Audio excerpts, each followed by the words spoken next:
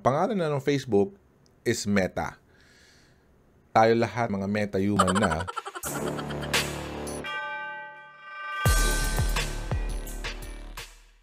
Welcome to GTNews. Okay guys, kwentuhan tayo ngayon, no? Kwentuhan tayo ng mga tech news. Okay, so first up, Facebook is now Meta. Man, ano masasabi nyo? Mark Zuckerberg I think October 28, right? October 28 is Thursday, last Thursday, nag-announce si Mark Zuckerberg noon. Ang pangalan na ng Facebook is Meta. At tayo lahat is mga meta-human na.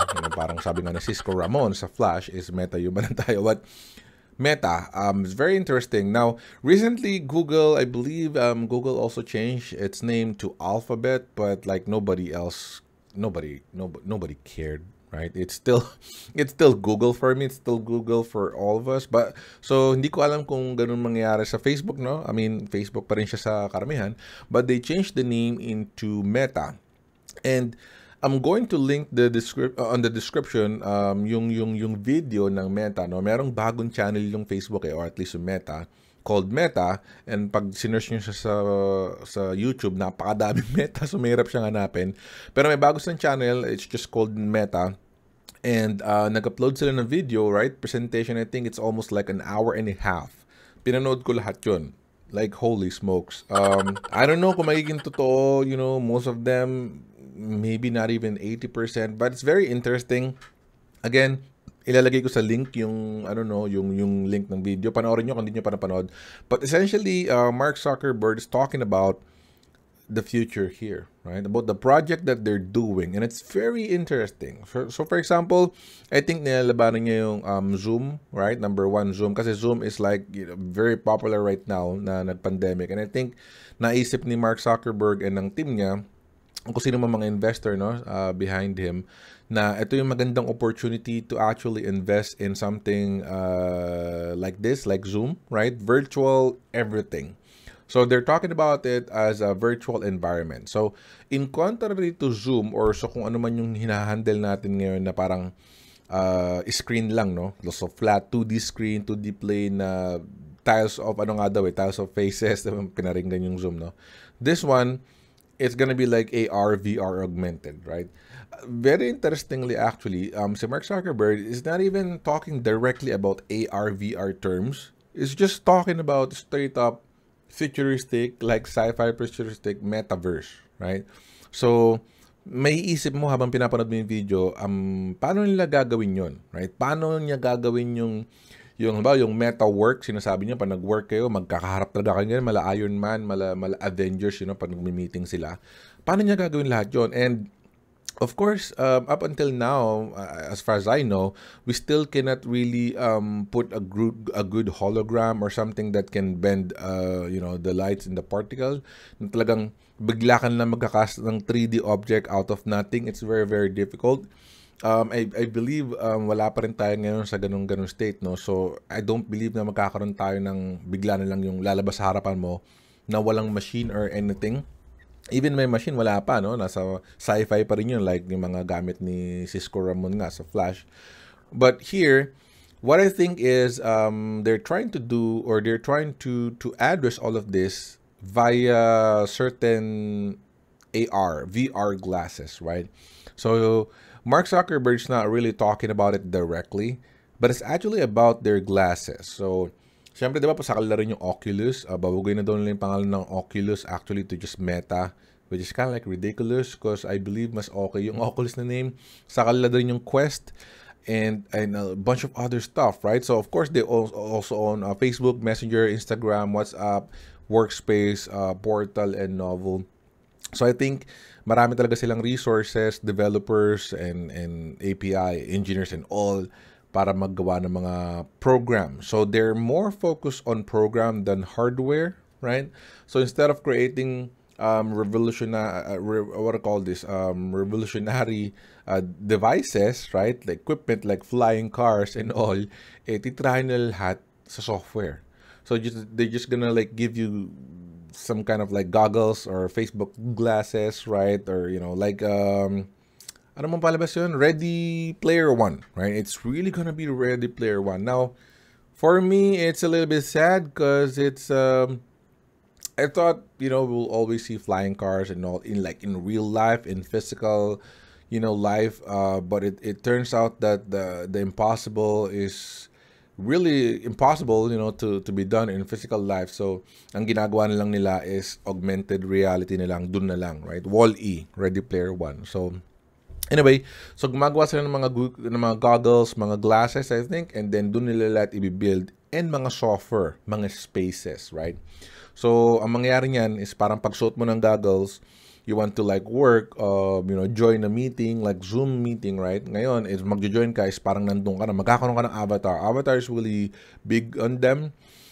I don't know what to feel in Avatar. Put your comments down below kung anong mararamdaman sa Avatar, because it's 2021 and I'm very split about it, honestly. Because before, I always believe in honesty, in what I call this, of course, privacy, honesty, and yung wag ka mang loloko, right? Pag nakipag-usap ka, dapat ikaw talaga ganyan. But it's 2021 right now, and as you probably know, it's all about freedom, right? It's all about diversity and freedom and rights. So, for example, kung lalaki ka at nag-join ka sa virtual Zoom meeting and gusto mo maging babae doon, right? Sa may metaverse na yon, and it's gonna be like your right to do so. Pwede kang gumawa ng avatar mo na babae, then ibang-iba talaga sa itsura mo. Then present yourself as that. Now that is like, again, years before is like a big no-no to me, as far as I know, for others as well. Because itong itinatag lang mga chiksilog or yung mga threats, right? Because, for example, naglalaro ka ng online game, tapos may mga nagpapanggap na bata and all, di akala mo, kaedad mo rin, di ba? Tapos malalaman mo, pedophile pala and all. But, I don't know, ngayon, nakita nyo naman, marami tayong pronouns, marami tayong mga rights talaga, right? So, everyone is entitled now to have their own, of course, privilege to do things, or their rights to do whatever they want, right? Wala tayong karapatan para sabihing mali yun or something. So, sa Metaverse, big talaga yung avatar. So, inaano nila yung avatar and you can be whatever, right? You can select your own face. You can put a beard. If you don't have a beard in real life, you can, I'm pretty sure you can like buy a skirt for that, even if you're a guy or whatever. So, I don't know kung anong mangyayari, kung magiging masaya siya, but I hope it's not gonna introduce some security concerns or anything on that matter. But isa yun, very interesting is meron din silang meta education. So education, that is really cool. So for example, astronomers or science, what do you call this, bookworms, right, na gusto ng mga science and all, they can actually like, man, parang Iron Man talaga, no? So they can actually study and then move their hands for gestures and then swipe and all, bench para lumapit sa kanilang planeta, para makita talaga in AR or in VR kung ano itsura ng mga planets, right? Or mga particles sa universe. It's awesome. It's awesome. I hope it's gonna happen though, right? Because it's impossible. But I think yung cellphone back in the day, hindi rin siguro naman naisip ng mga tao na magkakaroon ng cellphone. Sliding phone, foldable phones, right? So it's kind of like those are impossible as well before. So hopefully, marating natin yun. Hopefully, marating natin yun. Metaverse, man. Let me know down in the comments below. Panoorin nyo yung video and come back to this video. Usap tayo kung anong palagay nyo, no? Napakarami niya pang sinabi doon. I think ang pinakaisa sa pinakamalaki, no, sa mga magiging mangyari na Metaverse is actually the economy behind it, and that makes sense because right now, as you can see, or even before, our economy is like real money, right? Real money, exchanging stuff, kalakalan, and real money, trading and all, right, in physical world. And then nakita natin ngayon na dahil sa pandemic, we started to use like Lazada, Shopee more, right? Digital money, wallets and all. And we're even purchasing digital stuff sometimes, like for PlayStation. Even the games are digital now, not by a disc anymore, right?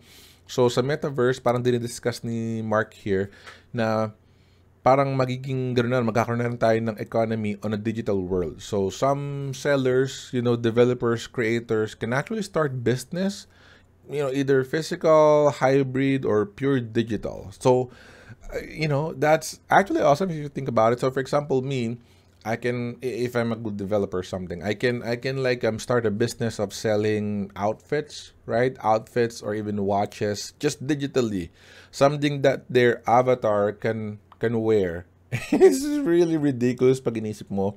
But ang isa sa magandang point ni Mark dito is gusto niya sa Metaverse, gusto nila is pag binili mo yung isang object o yung isang digital apparel or item or whatever, digital purchase mo, is you can actually use it across all of the Metaverse system, right?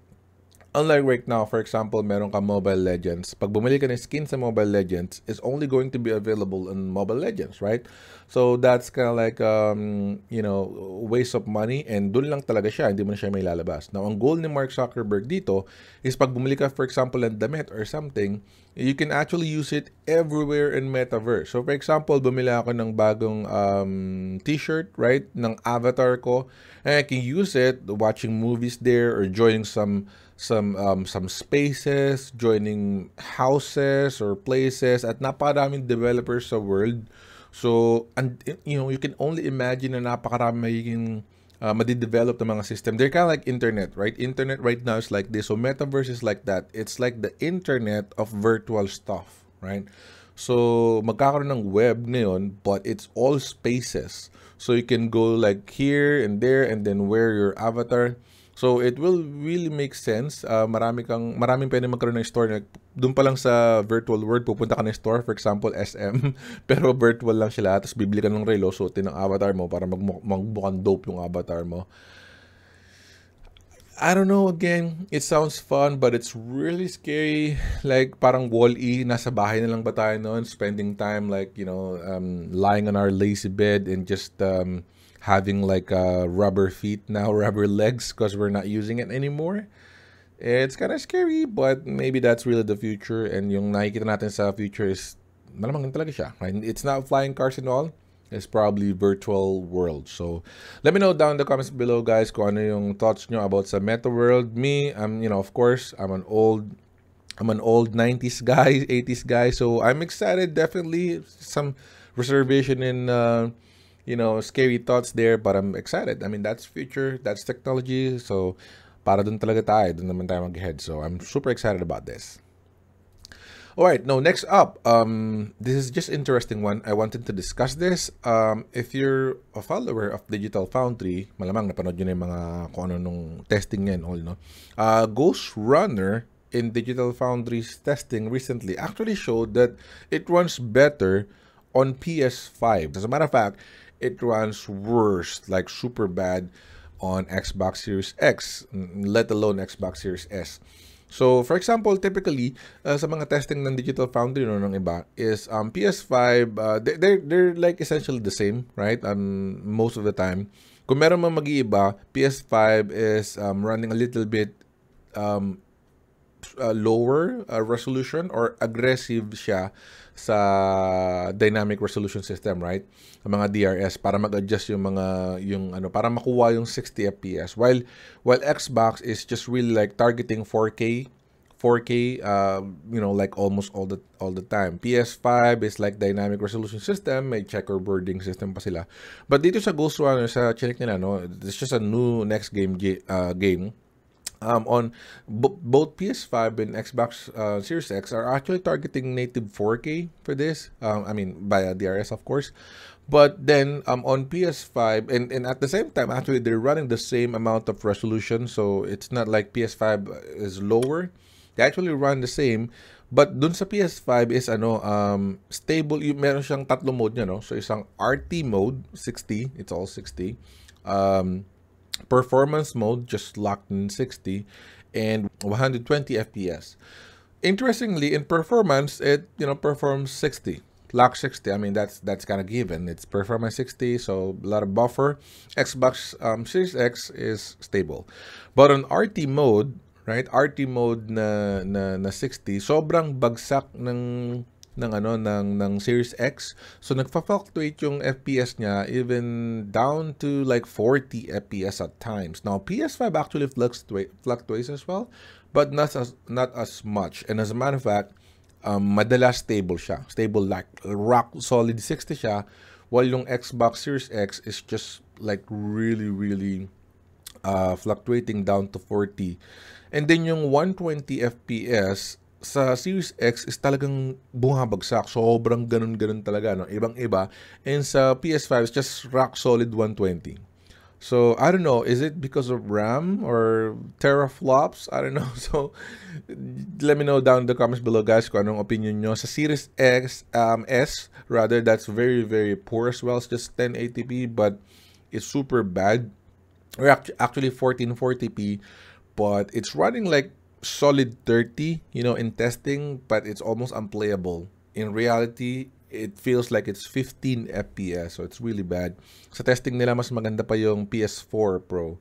So, no, don't play it on Xbox Series S if you're planning to get the GhostRunner. But yeah, I just want to discuss that because that's very interesting, because this is almost like the first time that I've seen Xbox Series X performing a lot worse, right? A lot worse, you know, super like ang laki ng difference, ang laki ng gap versus PS5. Typically, magkatabi lang sila, mas mataas pa ng Xbox madalas. Alright, third and last up, just a quick news about the Guardian of the Galaxy. So, Guardian of the Galaxy was out last October 26. Hindi ko pa siya kinukuha. I'm actually planning to get this on this weekend or this Halloween, so I'm probably gonna get that later today.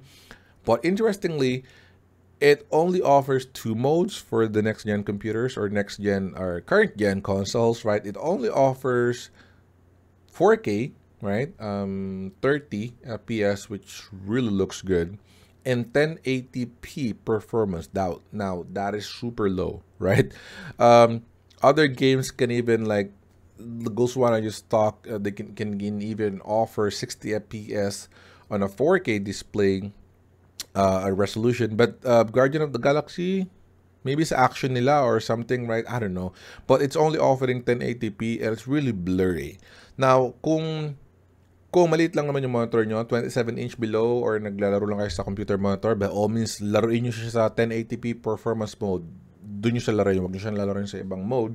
But kung naka PS5 or something, nakasaksak sa sa malaking TV like 65-inch or 50-inch TV na 4K TV, quality mode. Wag niyo siyang lalaroin sa 1080p, because even though the FPS is faster, you're gonna miss a lot, right? A lot of details, and baka pag natapos niyo yung game, hindi niyo siya maramdaman na ganun siya kaganda. You might think that's just another game because yung graphics niya na nakita niyo is just blurry as hell, but you don't know because you're just enjoying it as 1080p.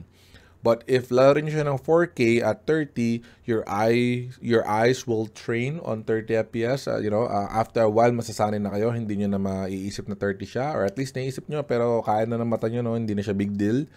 But yung 4K na may offer ng game all throughout will be memorable, right? Bawat puntahan yung bagong lugar, it's like, ooh, super ganda, super awesome, right? So the experience all in all will be a lot better than playing it on 1080p and 60, because you might feel it's a bad game if it's just blurry as hell, right? So that's just my opinion. I hope the developers for Guardian of the Galaxy actually sends a patch or something. Sana i-update nila yung game na magkaroon ng dynamic resolution, right? 4K again, even 40p at 60 FPS. So that would be great, instead of just locked 1080p. That is just really low for a PS5. Like, for an Xbox, that is like last gen, right? PS4 Pro can even like run 4K at 30. So hopefully they will run some patch on it. But yeah. But that's all for today, guys. Thanks so much for watching. Click the like button if you like this video. Comment down below again kung meron kayong mga opinions sa Meta. I really wanted to hear your opinion, guys, about Meta. So just go ahead and comment down below. But that's all for today. Thanks so much for watching. Stay safe, guys, and see you on my next one. Peace.